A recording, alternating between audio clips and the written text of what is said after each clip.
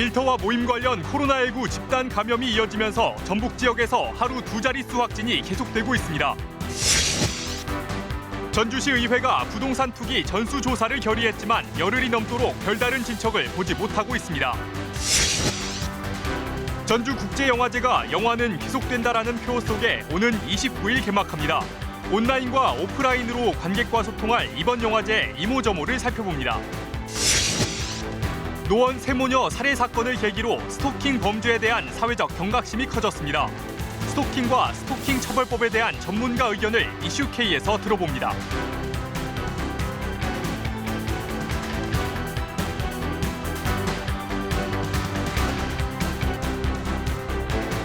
시청자 여러분 안녕하십니까? 전북 7시 뉴스입니다.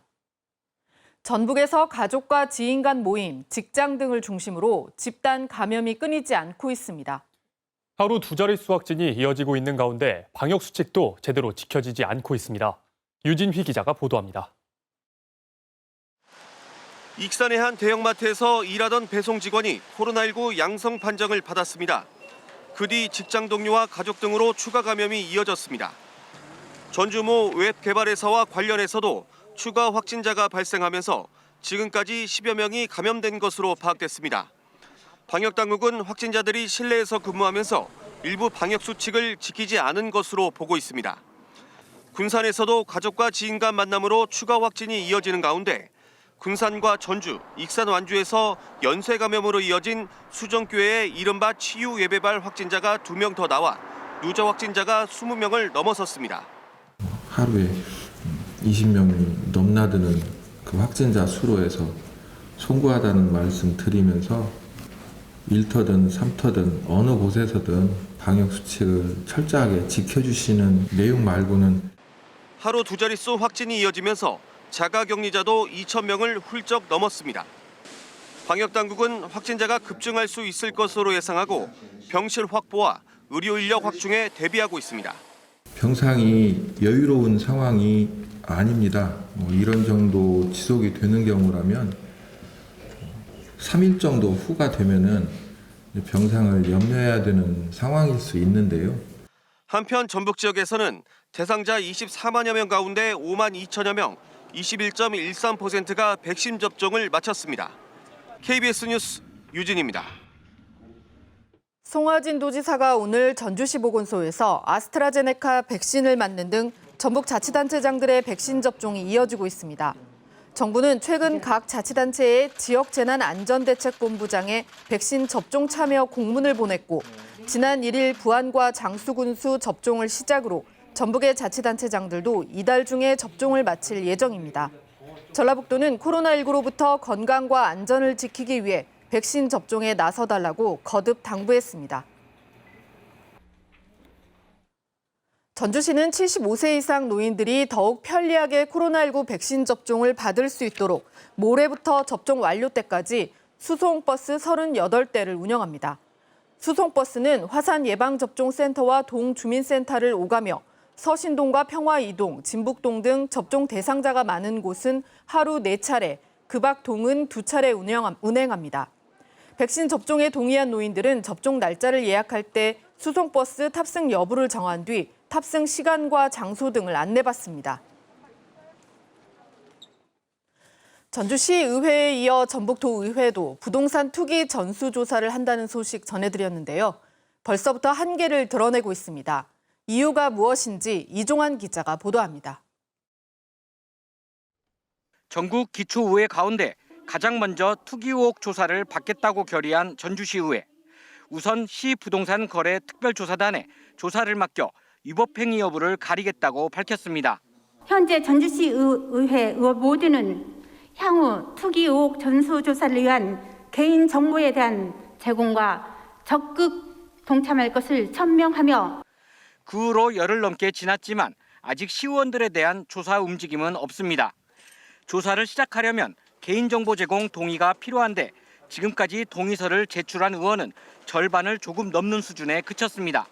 지역구 활동과 재보궐선거 지원 등으로 늦어졌다는 게 이유인데 전주시는 재촉할 권한이 없는 데다 조사한다 해도 수사기관이 아니다 보니 투기 정황이 있어도 내부 정보를 들여다볼 수 없는 한계가 예상됩니다. 게다가 최근 한 시민사회 단체가 일부 시의원들의 부적절한 부동산 거래 의혹을 제기하고 나서면서 상황은 더욱 복잡해졌습니다. 투기 의혹 해소를 위해서는 시의원들의 적극적인 자세가 필요하지만 현재로선 기대하기 어렵습니다. 그걸 어디서 해야 하는 거야? 의회 가서 해야 하는 거야? 뭐라고 안 하니까 몰랐지. 원리 원칙대로 해서 별 이상이 없을 것 같은데요? 투명하고 철저한 전수조사에 응하겠다던 전주시의회. 자칫 변죽만 울리고 끝나는 것 아니냐는 우려가 나옵니다. KBS 뉴스 이종환입니다. 전주지검은 신도시 투기 혐의를 받고 있는 LH 현직 직원에 대해 구속영장을 청구했습니다. 전주지법은 구속영장 심사를 열어 구속 여부를 결정할 계획입니다. 이 직원은 지난 2015년 내부 정보를 이용해 완주 삼봉지구에 부동산을 매입한 혐의를 받고 있습니다. 경찰은 경기도 광명 신도시에 투기한 혐의를 받고 있는 또 다른 LH 전북본부 직원과 가족에 대해서도 내부 정보로 투기한 사실이 있는지 수사하고 있습니다. 투기 공화국 해체를 외치며 전국을 순회 중인 여영국 정의당 대표가 전북을 찾아 전북 모든 개발 지역에 대한 부동산 투기 전수조사와 공직자의 농지 보유 실태에 대한 철저한 조사를 촉구했습니다. 여 대표는 오늘 LH 전북본부 앞에서 기자회견을 열고 자치단체와 도의회 등이 투기 관련 자체 조사를 하기로 했지만 실효성에 의문이 남는다며 공신력 있는 기관과 협력해 차명 거래 등에 대해 폭넓게 조사해야 한다고 강조했습니다. 을 촉구했으며 농사 짓는 땅과 사는 집이 더는 부의 축적과 세습 수단이 되지 않도록 제도를 마련하겠다고 말했습니다. 투기 당사자인 기득권 세력이 할 수는 없습니다. 정의당은 기득권의 투기 노름에 분노하는 전북도민들과 함께 투기공화국을 반드시 해체하겠습니다. 거대 양당이 묵혀둔 이해충돌방지법, 농지법 개정안 반드시 처리하겠습니다. 대검찰청은 오늘 641명을 배치한 부동산 투기 사범 전담 수사팀을 구성했다고 밝혔습니다. 전담 수사팀은 부장검사 47명과 검사 214명, 그리고 수사관 380명 등으로 구성됐습니다.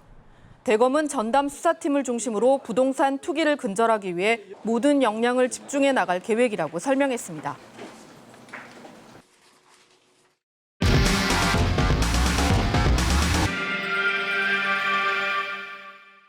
업체의 돈벌이로 전락한 주민참여 예산 사업의 문제점 계속 보도하고 있는데요. 전주와 익산에서 문제가 됐던 경로당 미세먼지 방진망 사업, 군산에서는 아예 주민 신청 절차조차 무시하고 지방의원 마음대로 주민참여 예산 사업을 추진했습니다. 안태성 기자가 취재했습니다. 주민도 모르는 주민 참여 예산이 세워지고 신청도 안 했는데 업체가 멋대로 시행한 경로당 미세먼지 방진망 사업. 전주, 익산만의 문제는 아니었습니다. 군산시 세입 예산 사업 명세서입니다. 경로당 114곳에 미세먼지 방진망 사업을 한다고 돼 있습니다. 주민 참여 예산 사업으로 사업비 전액을 도비로 지원받아 진행한다는 건데 경로당에서 원했던 사업일까? 취재진이 만난 한 경로당 회장.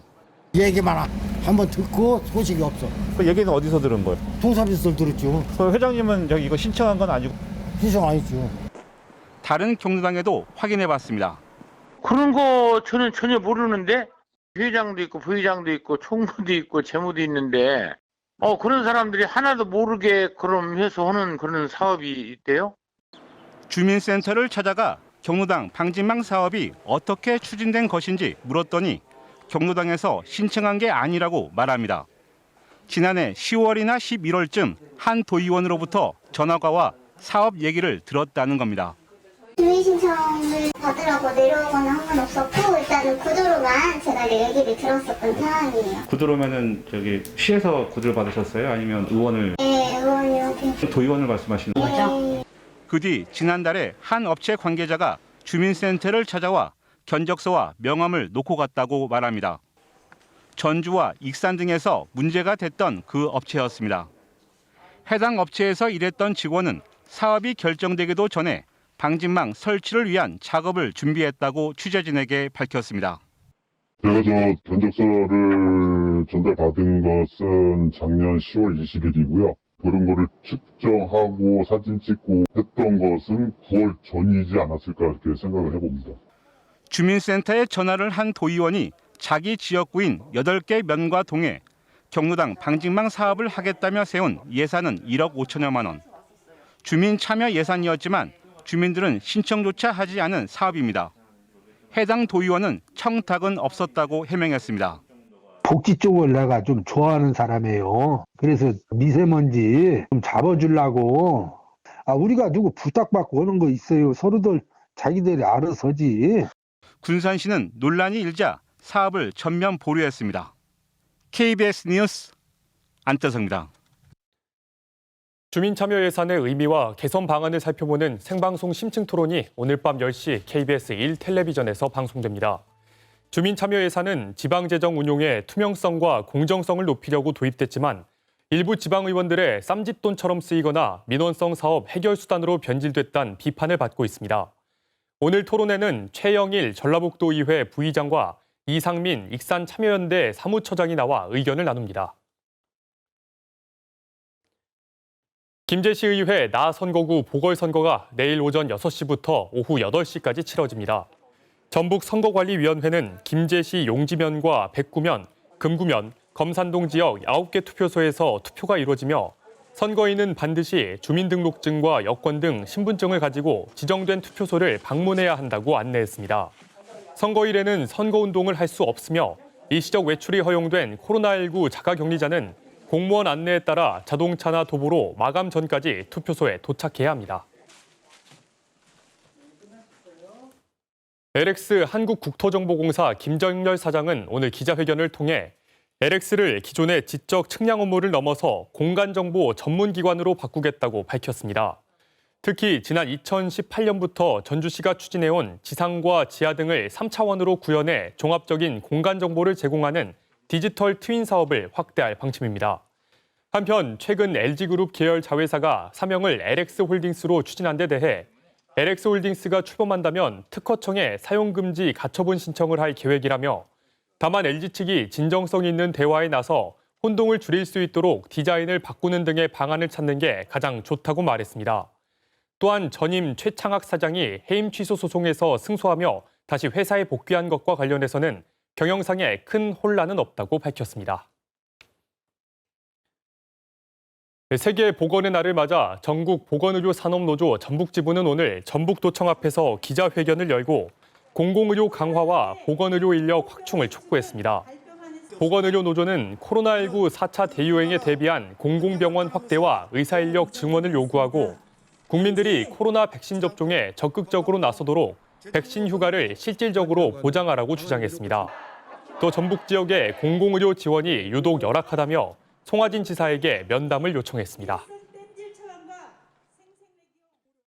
독립예술영화의 진수를 선보일 전주국제영화제가 오는 29일 막을 올립니다.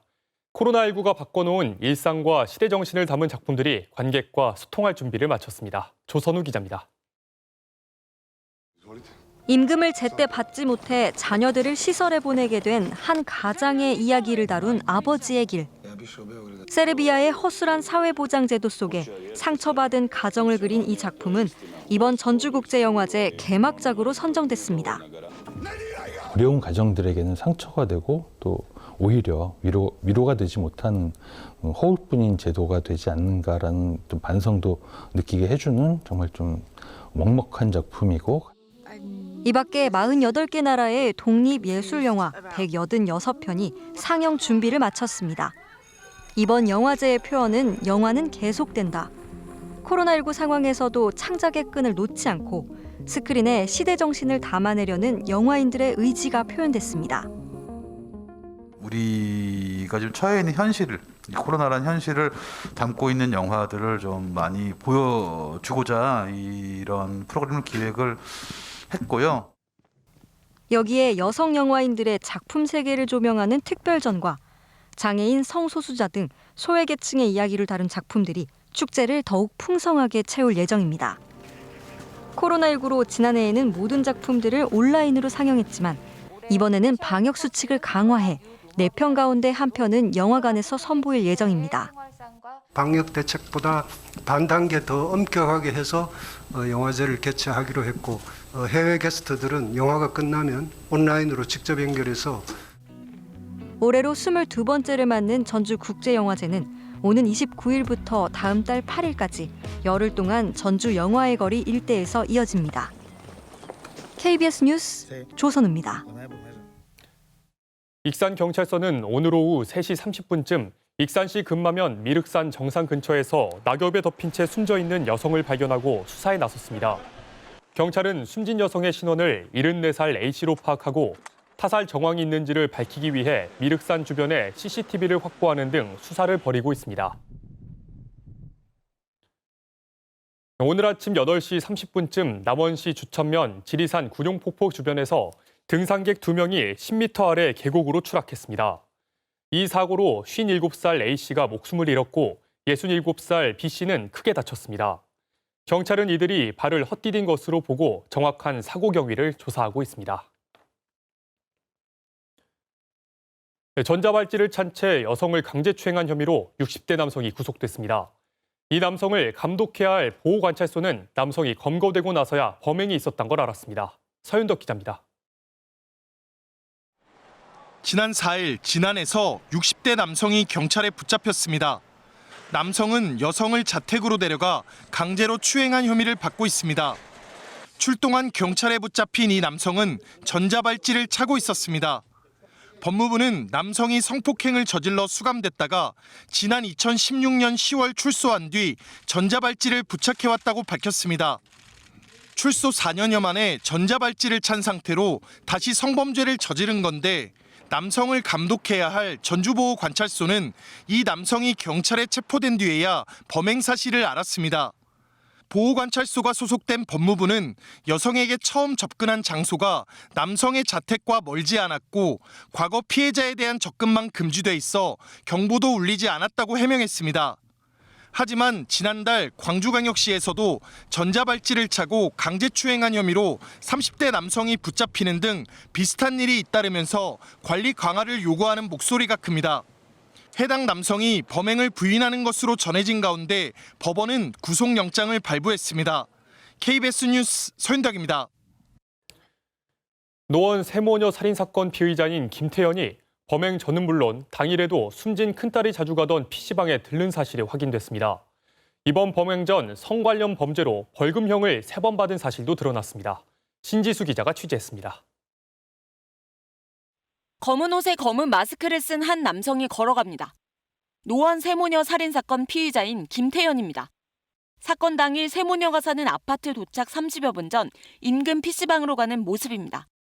김태현은 PC방에서 컴퓨터를 사용하지 않고 화장실에 갔다 담배를 피고는 20분 만에 나와 세모녀가 사는 아파트로 갔습니다.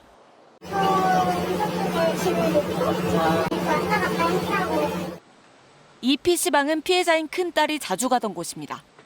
경찰은 김태현이 이전에도 이 PC방을 들른 적이 있다고 밝혔습니다. 큰딸에 대한 지속적인 스토킹 장소 중에 하나로 추정됩니다. 김태현은 큰딸이 SNS에 올린 사진 속 택배 상자에서 집 주소를 보고 아파트를 찾아간 것으로 알려졌습니다. 계획 범죄였다는 정황도 속속 나오고 있습니다. 갈아입을 옷을 준비하고 인근 가게에서 흉기를 구입한 데다 범행 직전 인터넷에서 급소 등을 검색한 것으로 전해졌습니다. 실제 세모녀 모두 급소를 다쳐 저항도 못하고 숨진 것으로 보인다고 경찰은 설명했습니다. 김태현이 과거 성 관련 범죄들을 저지른 사실도 드러났습니다. 이번 범행 불과 2주 전 미성년자에게 성적인 음성 메시지를 여러 차례 보낸 혐의로 벌금형을 받았고 그전에도 여자 화장실에 들어가 몰래 훔쳐보거나 성적인 욕설을 하는 등의 혐의로 벌금형을 받은 것으로 전해졌습니다. 경찰은 오늘도 프로파일러를 투입해 범행 동기에 대한 조사를 진행했고 필요하면 사이코패스 검사도 진행할 예정입니다. KBS 뉴스 신지수입니다.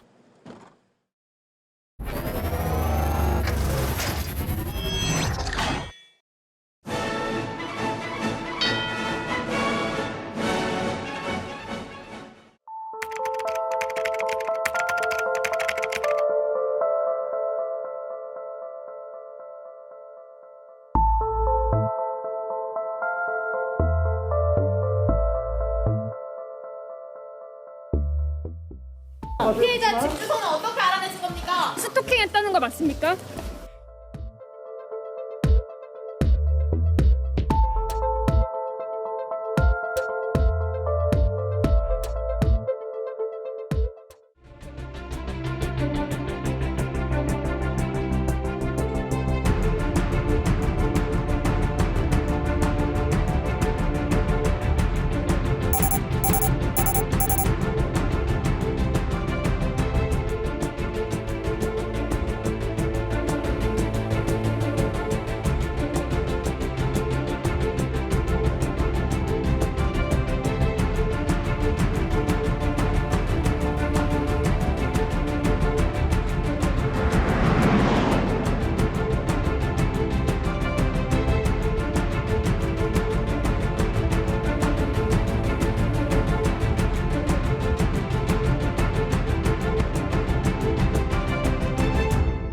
문제는 이제 이분들이 대부분 병으로 생각하지 않고 스스로 치료받으려는 생각이 없죠. 자기 자신의 생각은 확고한 믿음이 있기 때문에 이성적인 판단으로도 접근할 수 있는 부분이 아니기 때문에 좀 더 이제 법적인 제도적인 어떤 보호 장치들도 분명히 필요하겠고, 중요한 것은 본인이 개인적으로 해결할 수 있는 수준은 아니다. 스토킹이라고 하는 거.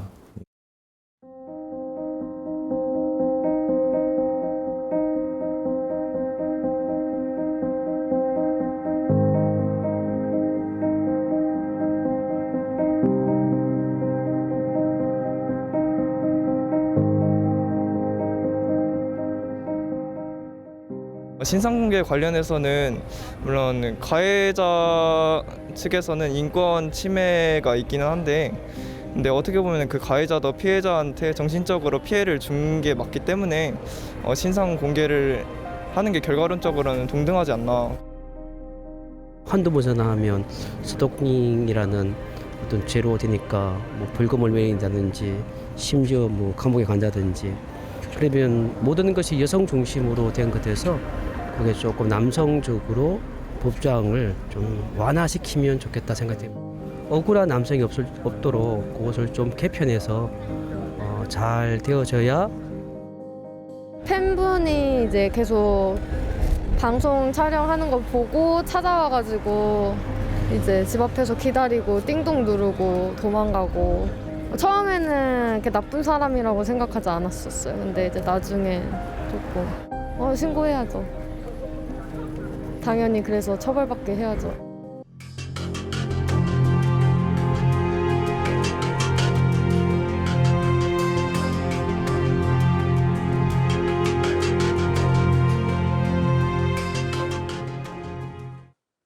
이슈K 시간입니다. 서울 노원구 세모녀 살해 사건 발생으로 스토킹 범죄에 대한 경각심이 커지고 있습니다.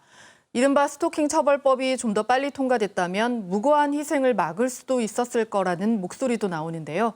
스토킹 처벌법 과연 무엇이고 스토킹 범죄를 막을 수는 있을지 임미정 전주 여성의 전화 대표 최영호 변호사와 함께 이야기 나눠보겠습니다. 두 분 어서 오시죠.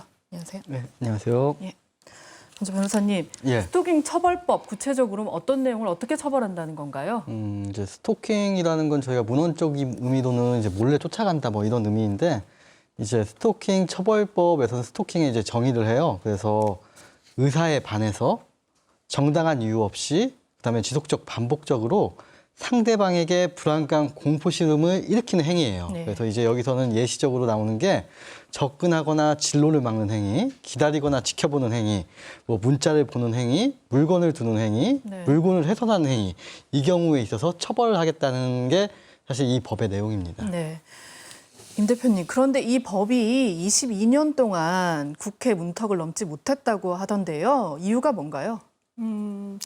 뭐 스토킹 행위 자체를 범죄로 보지 않는 어떤 사회적 시선 그게 가장 주요하겠지만, 근본적으로는 그 여성에 대한 폭력, 그러니까 스토킹 범죄를 보자면 스토킹 범죄의 99%가 피해자가 여성이고요. 가해자의 98%가 남성이잖아요. 그러면 이게 굉장히 성별화된 폭력이라는 걸 잘 알 수가 있는데, 그 문제에 대해서 그러니까 여성 폭력에 대한 어떤 사회 전체의 둔감한 시선, 그게 가장 주요한 원인이 아닐까 생각합니다. 예. 네. 변호사님, 그런데 이제 이 법이 이렇게 어렵게 만들어졌어도 최근 이제 노원 세모녀 사건 피의자 김태현 예. 이 법의 처벌 대상이 아니라고요. 예, 뭐 시행일이 이 공포 6개월이니까 아마 이제 9월부터 시행이 될 거고 이제 우리의 어떠한 그 형사의 대원칙 중에 하나는 소급 입법 금지거든요. 그러니까 이제 소급돼서 처벌되지 않고 김태현 이 사건의 그 김태현 피의자 같은 경우에는 어차피 뭐 훨씬 더 주간 범죄로 처벌을 받는 거니까 크게 그건 문제는 없는 것 같습니다. 예. 대표님 그 법이 어렵게 만들어졌고 근데 이제 법 시행이 아직 이제 되지는 않았지만 벌써부터 허점이 많다 이런 목소리가 있는데 어떤 점들이 좀 문제인가요? 네, 제일 먼저는 그러니까 가해자에 대한 처벌 여부를 갖다가 피해자의 의사에 맡기는 반의사 불벌죄에 대한 불벌 조항이죠. 그거를 여성계 쪽에서는 계속해서 그게 친밀한 관계에서 이루어지는 폭력이 이게 스토킹이 대부분이니까 여성에게 가해자에 대한 처벌 의사를 묻는 건 적합하지 않다라는 의견을 계속적으로 내왔었는데 여전히 존속시켜가지고 그 조항이 있고요. 그다음에 지속적 반복적이라는 어떤 구성 요건 자체도 너무 엄격한 게 아니냐라는 거죠. 단 한 번의 어떤 행위로도 충분히 피해자들에게 공포나 불안감을 줄 수 있다라는 의견이고요. 그리고 가정폭력 관련법에도 있는 피해자 보호명령 제도 같은 것들이 전혀 마련되어 있지 않아요. 스토킹 범죄 처벌법에는. 그래서 그런 부분들이 좀 너무 미비하지 않나라는 의견들이 있습니다. 예.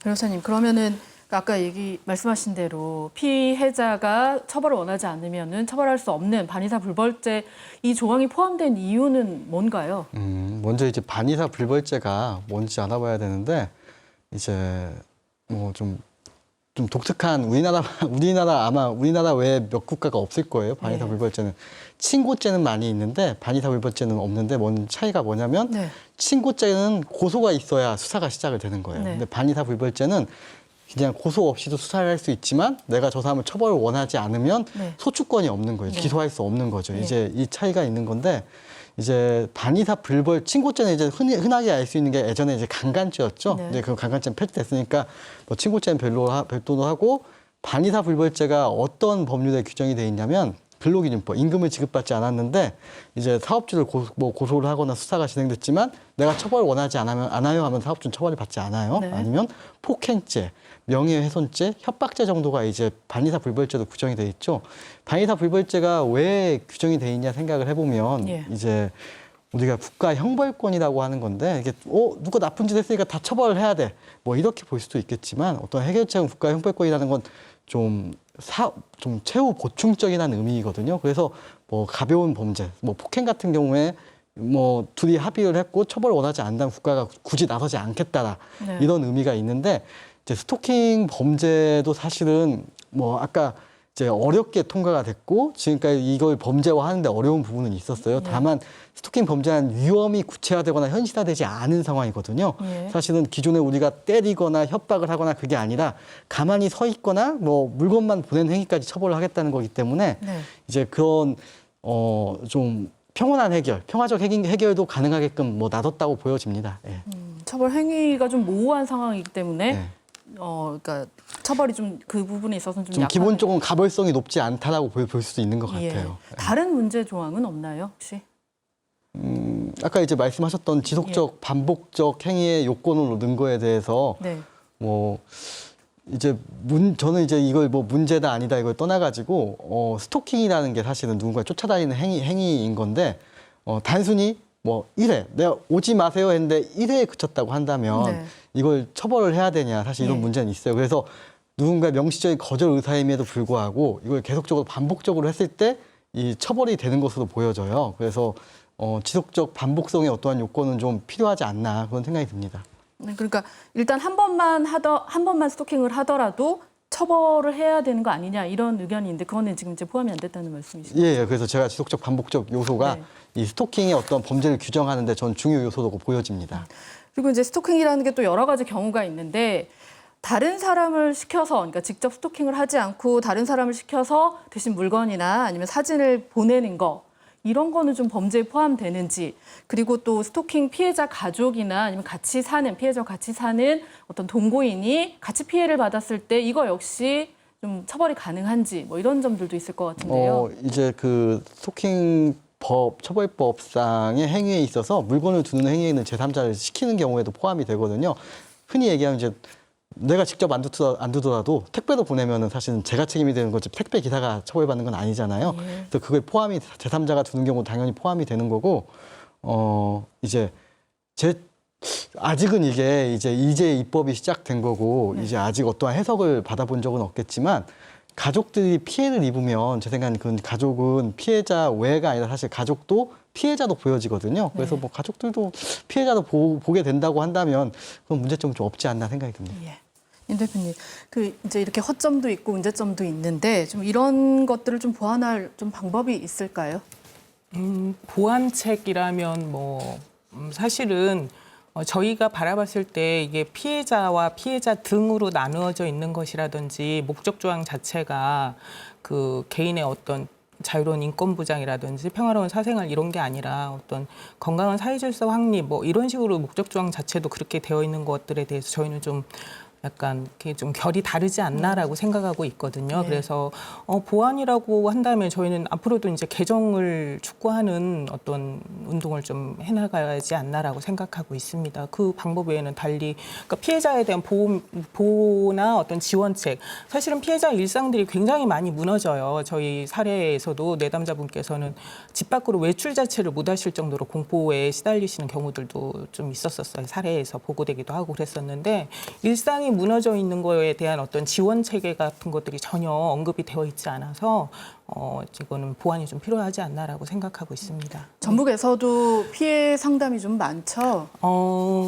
그러니까는 경찰청에서 보고한 바에 의하면 전라북도에서는 1,545건 이 정도 보고하고 있는 것 같아요. 근데 저는 사실은 가정폭력도 마찬가지고 스토킹도 그렇고 신고율은 신고 자체 건수 그건 별로 중요하지 않다고 봅니다. 왜냐하면 워낙에 신고가 안 되고 있으니까요.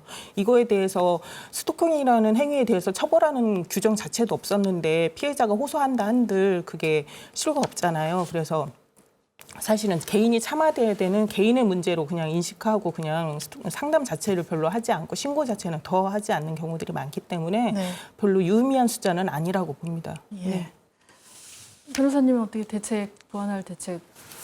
사실 이제 저는 요 스토킹 범죄가 지금 제정이 된 거에 대한 의의 같은 경우에는 사실 그동안 이게 왜 안 됐냐 살펴보면은 이제 죄형 법정주의, 우리 형사의 대원칙엔 죄형 법정주의에 좀 안 맞고 그다음에 유해가 발생하지 않은 어떤 예비적인 어떠한 범죄에 대한 처벌이거든요. 그래서 처벌이 좀 어렵다고 보세요. 법률 명확성이 없고 사실 그렇게 되면 좀 위험한 게 어떠한 특정되지 않은 주관적인 되게 주관적 공포심이나 이런 주관적인 요소들이거든요. 그래서 주관적인 요소로 누군가를 처벌할 수 있게 된다는 게 사실 굉장히 무서운 일이에요.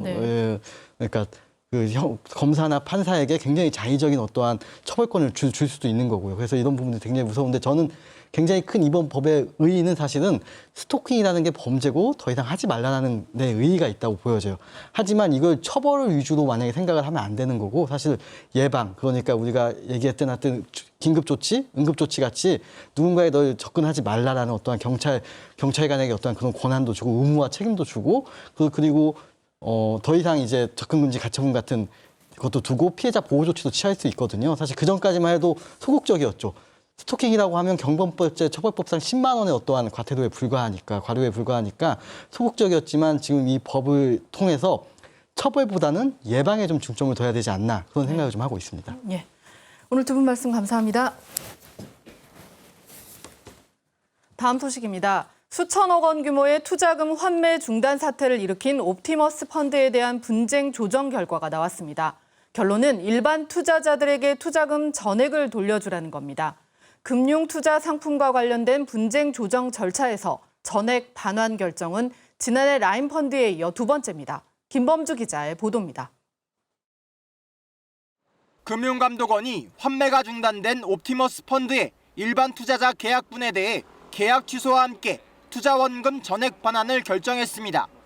금감원은 옵티머스 펀드의 주요 투자 대상인 공공기관 매출 채권이 계약 당시부터 투자가 사실상 불가능했다는 데 주목했습니다. 5일 안에 지급되는 공공기관의 공사대금 특성상 건설사가 매출 채권을 양도할 이유가 없고 만기 6개월에서 9개월로 운용하는 펀드가 투자하는 건 더더욱 불가능하다고 판단했습니다. 금감원 조사 결과 옵티머스 자산운용은 서류를 위조해 비상장 기업의 부실 채권에 투자하거나 이른바 돌려막기를 하며 자산을 운용한 것으로 나타났습니다. 판매사인 NH투자증권조차도 이 사실을 모르고 펀드를 판매한 상황에서 일반 투자자는 더 모를 수밖에 없었기 때문에 일반 투자자의 과실은 없었다고 금감원은 밝혔습니다. 이에 따라 민법상 착오에 의한 계약 취소 법리를 적용해 일반 투자자의 계약 금액 3천억 원의 전액 반환을 결정했습니다. 법원의 판결까지 기다려야 하는 사기 법리에 비해 빨리 피해를 구제할 수 있기 때문입니다. 다만 공기업 등 전문 투자자들에 대해서는 일반 투자자보다 상품의 내용을 인지할 수 있었다고 판단해 중과실 여부에 대한 법원의 개별 판단을 받아야 한다고 덧붙였습니다. 이번 조정을 NH투자증권이 20일 안에 수용하면 약 3천억 원어치의 옵티머스 펀드 일반 투자자 계약분에 대해 효력이 발생합니다. NH투자증권 측은 법리적 다툼을 이유로 다자 배상안을 주장했지만 투자자 보호 차원에서 조정안을 받아들일 가능성이 높은 것으로 관측됩니다. 이번 투자액 전액 반환 결정은 지난해 라임 무역금융 펀드에 이어 두 번째입니다. KBS 뉴스 김범주입니다.